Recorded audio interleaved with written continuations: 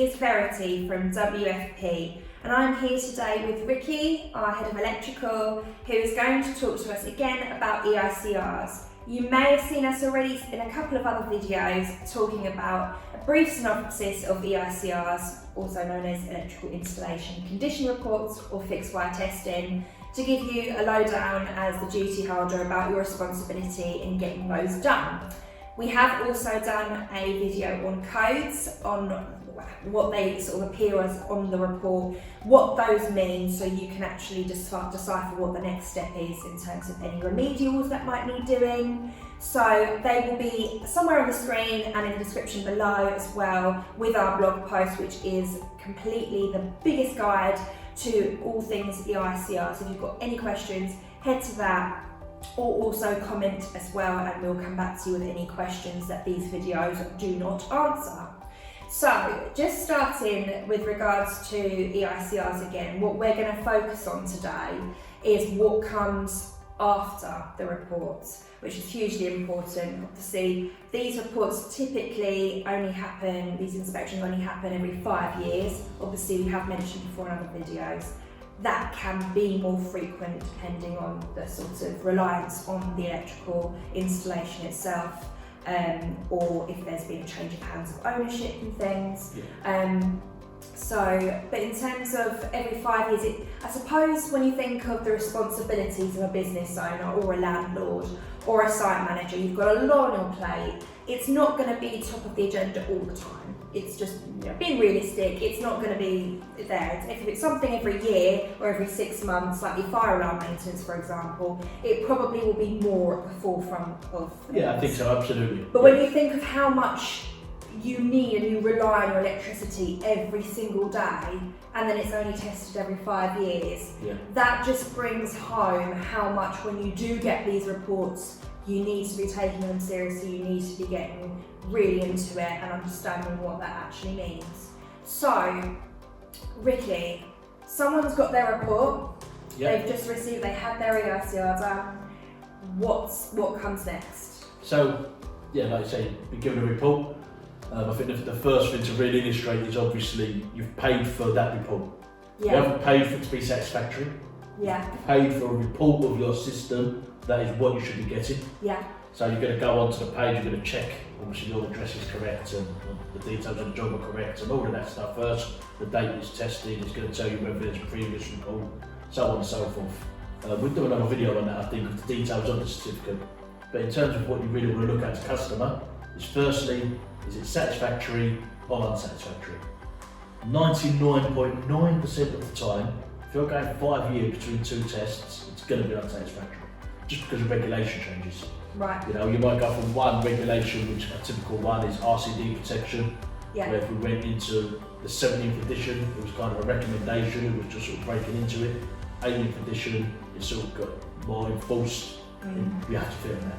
Okay. It's gone that far along now. Something new that's come to the fore, big and it was new sort of 2018 time, sort of coming in. Now it obviously goes along, they get more affordable. So now it's saying, listen, really, at this stage you have to fit.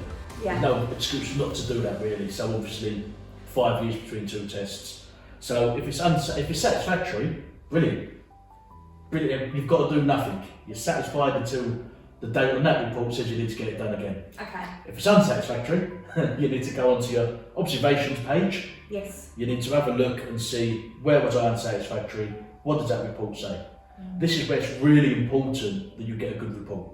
Okay. Because like a lot of the ones we see, which we spoke about in previous videos, where you go cheap to get the EICR done, and then the remedial bill comes in and you go, how much? And then what do you naturally do? You go, well, I'm not paying that, I'll go to a different company. And you come to someone like us and we go, we cannot quote from that. We don't really want to, we've got no interest in it. We'll do an EICR for you, and then we'll do the really work at the back of ours, but there's not enough detail within that report for us to offer any sort of price, because we can't decipher it. And if we're electricians and we can't do that, what can't our customer do? So I suppose that's where people are being tied in by the cheap EICR itself. And then obviously the company's got to make their money back.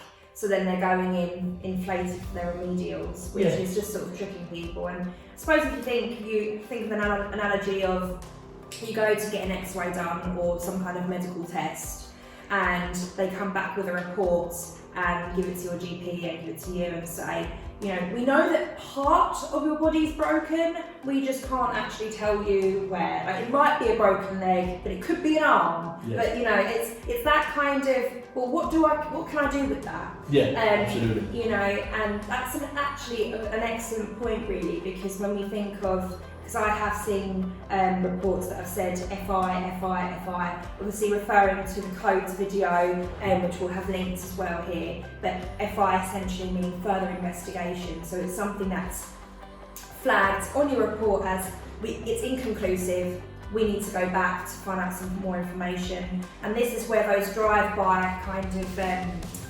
EICRs come into play, in that the way that they can get them done so quickly and cheaply is because they're not actually doing the full invasive test, they're just sticking FI down, which means they have to come back anyway and charge to do an investigation which may or may not be needed if they've done the testing properly in the first place. Yeah, pretty well put on. So. Yeah. Drive by meaning obviously they never get out of their van. Is when they just drive by the door, don't look at anything, and go, there's your report. Absolutely. You know, it'd be a template of another building.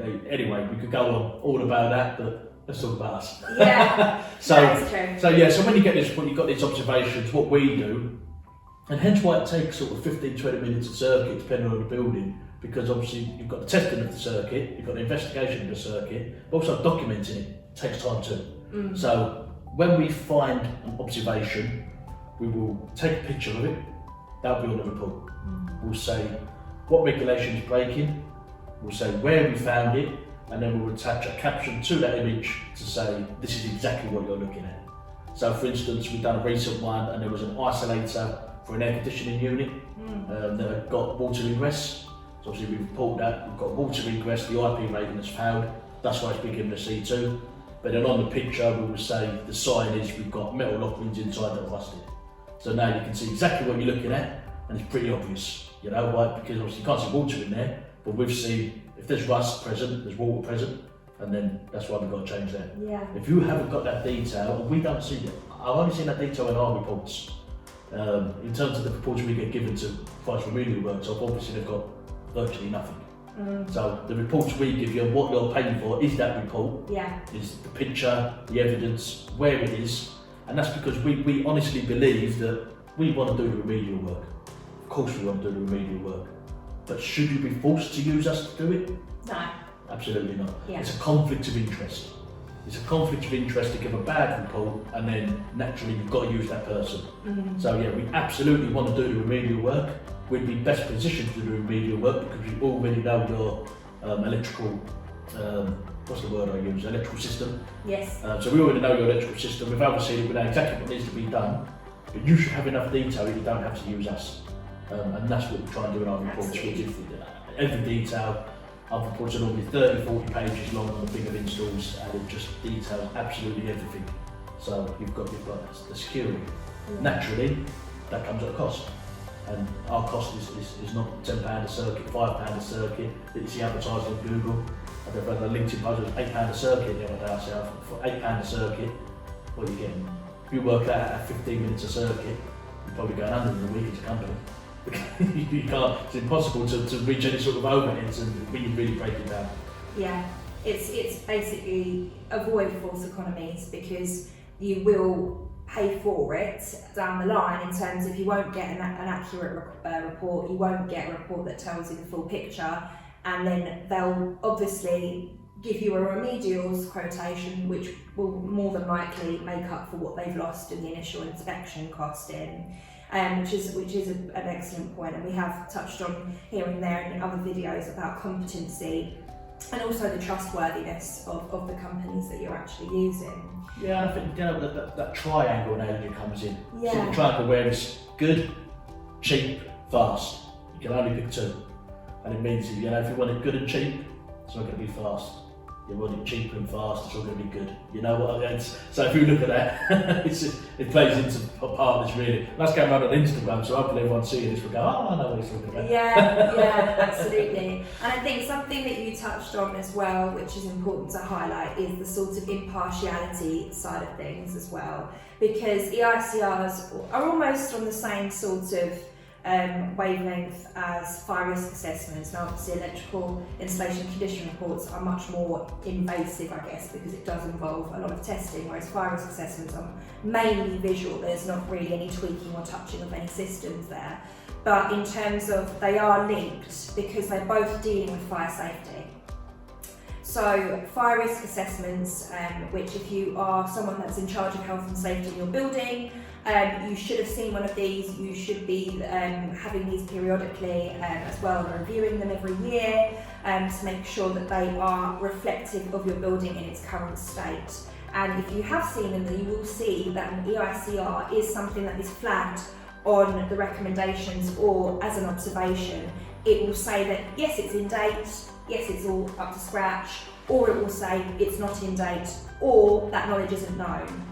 So if you are planning on having a fire risk assessment anytime soon, that is important to highlight to make sure that you are making sure you have an EICR, and not just that you've had it done, but you've got that report. Yeah. And then not only that, but that you're confident in that report, in what it's saying to you, and that contractor that you've nominated is someone who's competent and someone who is at your behest to call upon for any questions or anything like that, because that's something we you get calls from people. You could be years down the line and they've got questions about what's on that report. They may not have actioned at the time their remedials, and they've got questions on that. So you want to be able, that reliability and that peace of mind is crucial as well. Yeah, absolutely. So in terms of keeping with the theme of what comes next, I suppose what I'd want to ask is, if people don't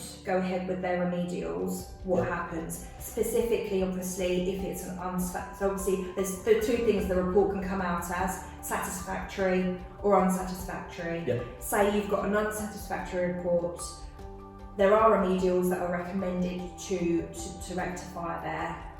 What happens if someone doesn't? I think in terms of the way the law looks at it, and a judge, I don't know the upper limits of what you could get in terms of imprisonment and fines, but I do know 100% if you're standing in front of a judge because something's gone wrong and he produces an unsatisfactory certificate that you've not actioned, it's going to be the worst that they can impose on you, especially if it ends up in a loss of life, which is the worst case scenario, which actually happened. In fact, interestingly, there was a story about a young boy local to us in the pub garden that touched a fence, a metal fence. I remember this. And they had the lighting circuit done, and he unfortunately lost his life. Very sad. Tough home for me because I've got young kids. It actually turned out that the installer wasn't an electrician, so instantly everyone thinks, well, he's going to go to prison. No, the landlord, because the landlord instructed someone that wasn't competent. So because of that, the landlord went to prison because he was the jury holder. So it just goes to say, if I produced a report, which ultimately as a company I'm going to cover myself, I'm going to say, I told you about that, did tell you, what else do you want me to do? I've made you fully aware through this report, you've got these defects. 90% of people go, look, if you give us a price to sort them out, which we will do, as we've said, it's a stage 2 process, very much a stage 2, we will issue the certificate, something else a lot of companies don't do. They will not issue an unsatisfactory certificate. They'll hold that back until you get the remedials. So now you've not even got your report. So what we would do, we've charged you for that, here's your report, along with that report, here's your quote for us to do your remedial works, let us know how you want to proceed. And it's that professional and that straightforward. Yeah. If you want to proceed, come to us, we'll go, right, let's get booked in for this date, it's going to take us this amount of time. Once we've done that, we then we do another certificate, so it's a copy of the original certificate, but on there it will still list all the defects, but then we change the code. Yeah. So obviously if we had C2, it would then become a note, a rectified tick, when it was rectified, who it was rectified by, and how we rectified it. Yeah. So the report still says, which is important as well, so you've got a report that isn't just saying we're satisfactory now, brilliant. It's actually saying, when we've done it, we did find this, you've had that fixed here and here. So you're kind of bulletproof. Yeah. You know, because we're saying, yeah, you did have this problem. You've accepted that you had this issue. You've accepted that you needed to get it done. We've done it on this day. Happy days. Amazing. So actually the report does say that you've had it done, which is so important as well. Rather than just getting a certificate to say, oh yeah, we've done it. You know, but what was the problems that you did have then? Especially when it comes to the C3 codes that we might not rectify, because in the next inspection, we go back 5 years' time, we look at our report and we go, I'll tell you what we noticed then. We noticed that the wiring here had started to show its age. Let's check that first. Let's see where that's at now. Yeah. And that is how it should work, very rarely does. Catalogued. Yeah, and absolutely, and obviously when something we haven't spoken about yet is obviously when you get the bigger buildings with thousands of circuits, yes, then you really want to be going back every 12 months. But he's doing it every 5 years for a massive period, don't really work. So as part of the PPM, we're going to tell me what you want, yeah? Yes. As part of PPM, we'd say let's go back every 12 months and test 20% of your installation. So then over the 5 years, you still get 100%. Yeah. Costs the same amount of money because it's a charge per circuit anyway. Yeah. But it means in that building, you've got an electrician going back every 12 months. And over the 5 years, you're still getting it, but you're getting eyes on your system every 12 months, which is more important. Yeah. So, you that know, we makes vary. so much sense. And that's why we say, obviously, we really want to work with the company to say, listen, let's set up a PPM plan. And naturally, because we're doing fire and security, we're structured for it as a company, because we go back every year or every 6 months, depending on, to do your fire alarms, to do your emergency lines, to do your fire extinguishers. We're already there. So for the bigger sites, it makes absolute sense. Let's get a look over the electrical system too. Absolutely, totally agree. So I hope that has given you a little bit of a synopsis about what comes next after your EICRs. Obviously, every 5 years, as we mentioned at the start, it can be something that is put down the list. And obviously when you are looking after a building, there are a number of things that you're going to be prioritising, which is why we do say, obviously, using someone like us, who everything we do is bespoke, and everything we do is with in mind to try and make your lives that little bit easier in managing your building. So obviously, if you are due for an EICR, get in touch with us. The details will be on the screen very soon. And if you had your EICR but you're really unsure of what that report means, please get in touch as well, because we can talk you through it. Or it might highlight that you might perhaps even need a redo. That's happened before, because that report doesn't actually mean anything. There's nothing that's going to substantiate any kind of ideas about what the state of that installation looks like. Just remember, I suppose, the moral of this story is safety is number one. You need to feel confident that you are doing everything you possibly can to keep the people in your building as safe as possible. Right, well that's it for today. Thank you so much, Ricky, and thank you everyone for joining us, and we'll see you at our next video. Cheers, bye!